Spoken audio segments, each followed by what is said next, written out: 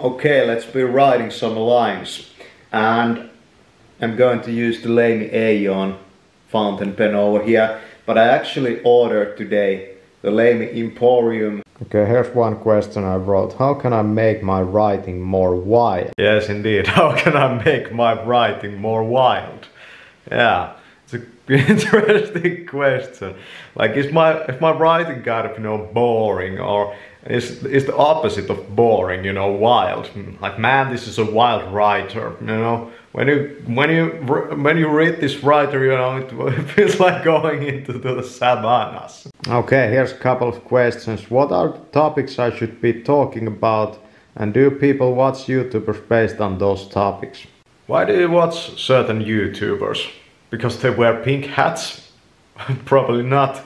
But if there's a YouTuber that's all about freaking pink, he or she just talks about pink, then is that the reason why you are so into that YouTuber? Or is the reason why you watch YouTubers the reason that they introduce you to more interesting topics than maybe what you are currently interested in? For example, in this book I have learned some things about mountain climbing, and that's one of the things that I have no prior knowledge about. I bet that there are YouTube channels all about mountain climbing and mountain climbing gear and mountain climbing otakus, all over the YouTube. I bet there are those channels, but I've never watched them and I'm not really interested to ever watch them. But it would be kind of hilarious, to get this, fat guy, on a couch, just like this, talking all day about mountain climbing without ever doing it.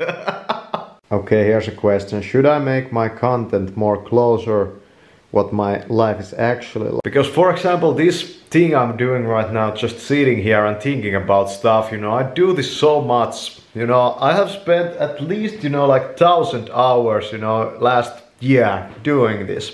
I do this every day, many hours, It's one of my, things that kind of fuels my content, This is one of the most important things that kind of brings True Detective to you.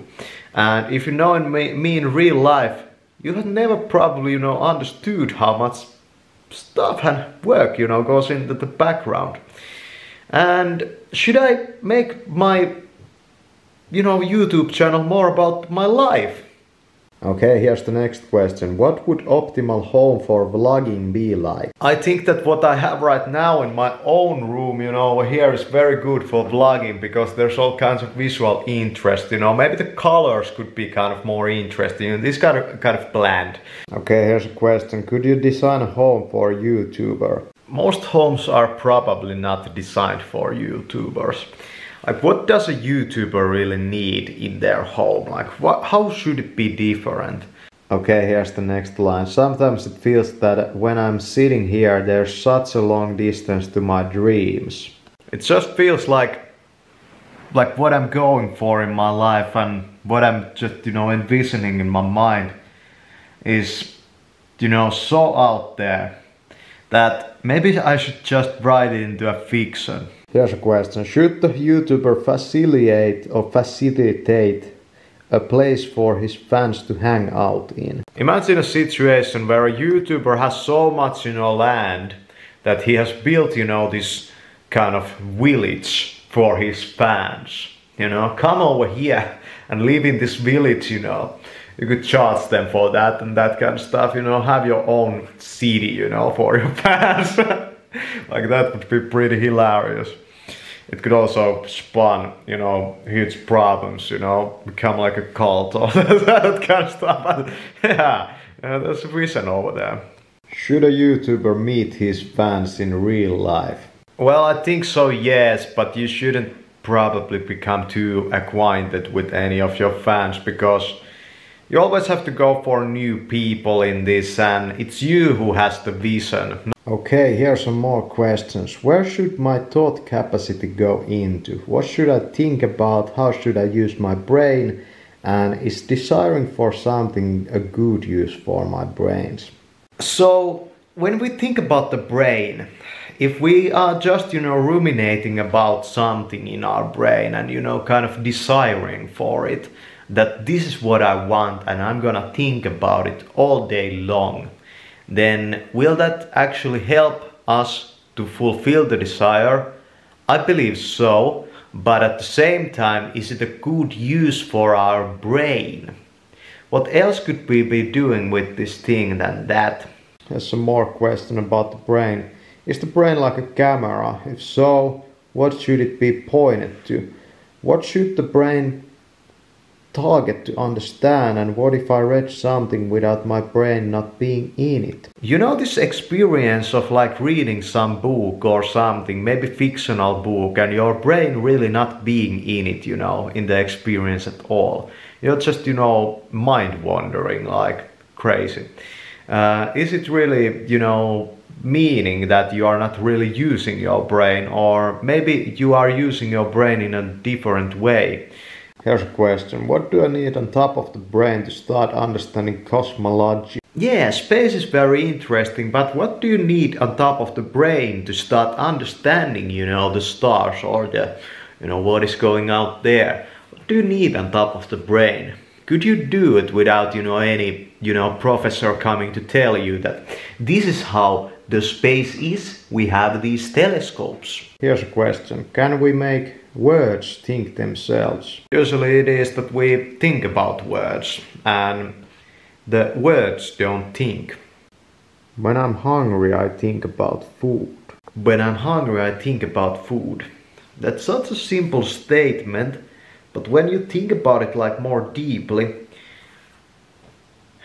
is our thinking based just on our needs of the body, or is there more to it? The next question. How hard is it to be thinking about what you are thinking about? Yeah, like how hard is it actually to think about that? Do you think about it because it's so easy to think about it?